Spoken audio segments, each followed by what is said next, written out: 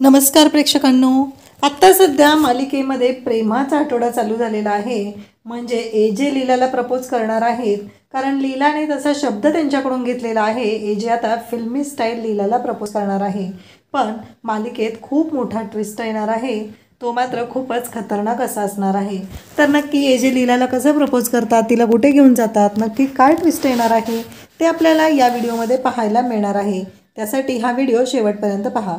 तर इकडे एजे आणि लीला बोलत असतात. एजे म्हणत असतात की लीला तुला कळतंय का, म्हणजे मला सांग की मी प्रपोज करणार आहे. ही गोष्ट आपल्या सगळ्यातली खूप प्रायव्हेट होती की नाही आपल्या दोघांमधली. मग ती गोष्ट सगळ्यांच्या समोर अशी सांगायची असते का.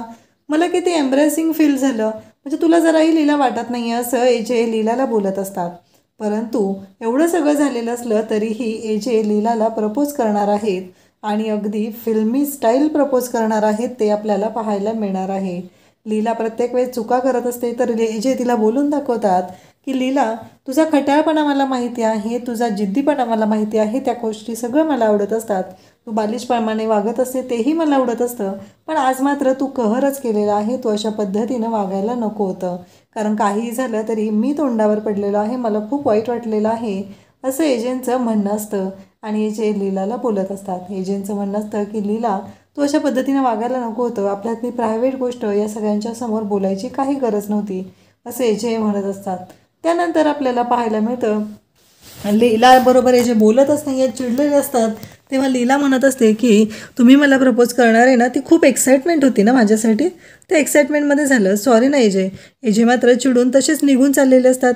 एजे लीलाला फक्त एवढं सांगत असतात की तू सगळ्यांच्या समोर नको होतं बोलायला, कारण आता एजेंना थोडंसं अनकम्फर्टेबल वाटणं साहजिक असतं, कारण त्यांच्या सुना असतात, त्यांची मुलं असतात, त्याचबरोबर आई असते. या सगळ्यांच्या समोर हे लीलाचे हट्ट पुरवणं एजेंना थोडं अवघड जात असतं. एजे म्हणत असतात की तू हट्टी आहे मला माहिती आहे, म्हणून तर मी तुझा प्रत्येक हट्ट पुरवत असतो, पण आता मला कळतच नाही आहे की लीला मी कशा बोलू तुझ्याशी आणि काय बोलू, कारण तू अशा पद्धतीनं वागायलाच नको होतं असं एजेंचं म्हणणं असतं.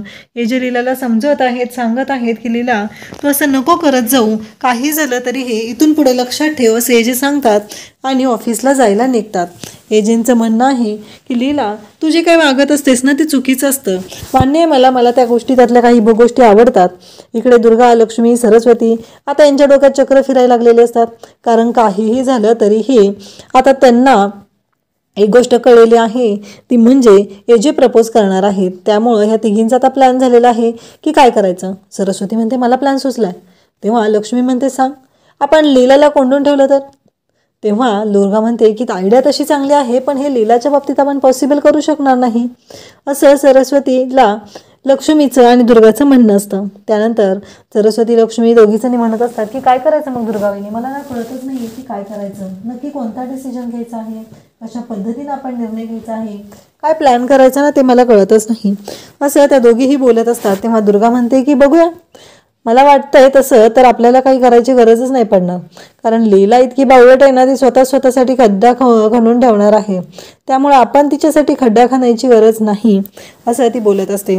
इकडे एजे ऑफिसमध्ये आलेले असतात. एजे म्हणत असतात की मान्य मला एम्ब्रेसिंग फील झालं, पण लीलासाठी ती एक्साइटमेंट आहे ना, मी तिला प्रपोज करणार आहे, पण लीलाला का कळत नाही आहे की एजे का प्रपोज करू शकत नाही आहे, त्यांच्या मनातलं प्रेम का सांगू शकत नाही आहे. त्याचं एक कारण आहे, ते कारण आज आपल्याला पाहायला मिळणार आहे. तर एजे म्हणत असतात की लीला तुला नाही माहिती, ज्याला मी माझ्या प्रेमाची कबुली दिली आहे किंवा ज्या व्यक्तीवर मी जीवापाड प्रेम केलेलं आहे, ती व्यक्ती माझ्या आयुष्यातून निघून गेलेली आहे. मला तुला माझ्या आयुष्यातून नाही घालवायचं. अंतराला पण मी प्रपोज केलं होतं, अंतराही माझ्या आयुष्यातून निघून गेलेली आहे. त्यामुळं मला ना खरंच कळत नाही आहे. मान्य आहे मला तू एक्साइटमेंटमध्ये बोलून गेलेली आहे, पण लीला आय एम सॉरी असं ते बोलत असतात. त्यानंतर इकडे आपल्याला पाहायला मिळतं की लीला म्हणत असते मी कॉल करू का एजंटना, कारण तिलाही एजंटशी बोलायचं असतं आणि ती एजंटना कॉल करणार असते. तर ती म्हणत असते की करू का. तेवढ्यातच एजंटचा स्वतःहून कॉल येतो.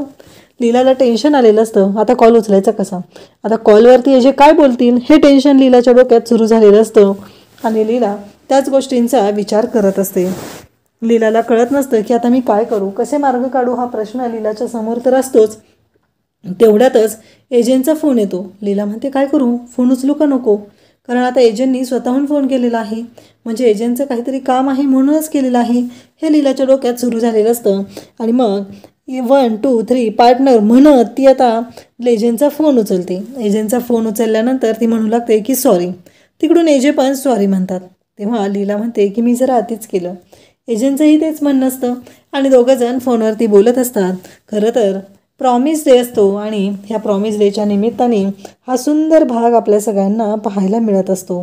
तर एजे खूप छान बोलत असतात. एजेंना खूप छान वाटत असतं. या सगळ्या दिवसांच्या आठवणी एजंटसोबत असायला हव्यात असं एजंटचंही म्हणणं आहे.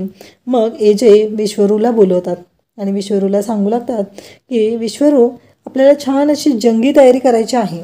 इकडे लीला मात्र एजंटच्या विचारात असते. तिला खूपच वाईट वाटत असतं की मला एक प्रश्न पडलेला आहे की एजंटना मी अशा भाषेत बोलले तरीही एजंटनी मला समजून घेतलेलं आहे.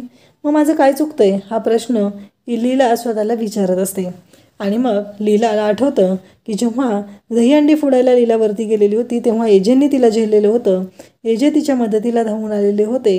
आणि त्याचबरोबर लीला विचार करू लागते. एजे आता घरी निघालेले असतात. ऑफिसमधलं सगळं काम त्यांनी केलेलं असतं. इकडे आपल्याला पाहायला मिळतं की लीला मात्र विचारच करत असते. लीलाचं चालू असतं की एजे मला कसं प्रपोज करतील, मग एजंटनी मला नक्की काय बोलतील, अशा अनेक गोष्टींचा ती प्रॅक्टिस करत असते. एजंटनी प्रपोज केलं तर काय रिॲक्शन घ्यायची आहे, एजंटना कसं सांगायचं आहे. आता एजंटनी त्यांच्या प्रेमाची कबुली दिली तर माझ्या प्रेमाची कबुलीही त्यांना द्यावी लागणार आहे. हे सगळं लीलाच्या डोक्यात सुरू असतं. ती भावूक झालेली असते. पण एजे मात्र विचार करत असतात. त्याच वेळी पाहायला मिळतं की एजे आता घरी येतात. परंतु इकडे किशोर आणि त्याचबरोबर दुर्गा दोघंही बसलेले आहेत आणि किशोरच्या मनात एक तिढा आहे. ती म्हणजे त्याच्या आईबाबांना एजेने संपवलेला आहे. हा राग त्याच्या मनात तसंच आहे. ती गोष्ट त्याच्या मनात खदखदत आहे आणि त्याला मात्र त्रास होत आहे. त्याचवेळी आपल्याला पाहायला मिळतं की दुर्गा बोलत असते तेव्हा किशोर म्हणत असतो की मला सांगायची एक गोष्ट. तर तो त्याच्या आईबाबांचा फोटो दाखवतो आणि म्हणतो की तुमच्यापासून इतकी दिवस झाले ही गोष्ट लपलेली आहे, पण मी आता लवकरच ती गोष्ट सर्वांच्या समोर आणणार आहे. म्हणजे माझी आई बाबा गेले नाही आहेत तर त्यांचा अपघात झालेला होता नाही, तर तो घडवलेला होता आणि माझ्या आईबाबांचा एजेने खून केलेला आहे. हे सगळं बोलत असतो तो म्हणजे किशोर. तेव्हा किशोरला इकडे दुर्गा सांगत असते की अहो किशोर असं काय विचार करताय तुम्ही, नका ना प्लीज असा विचार नका करू, असं ती किशोरला सांगत असते. आणि त्याचबरोबर किशोरला ती म्हणत असते की मग पुढे काय करायचं आहे. किशोर म्हणतो की आता बदला घ्यायचा आहे.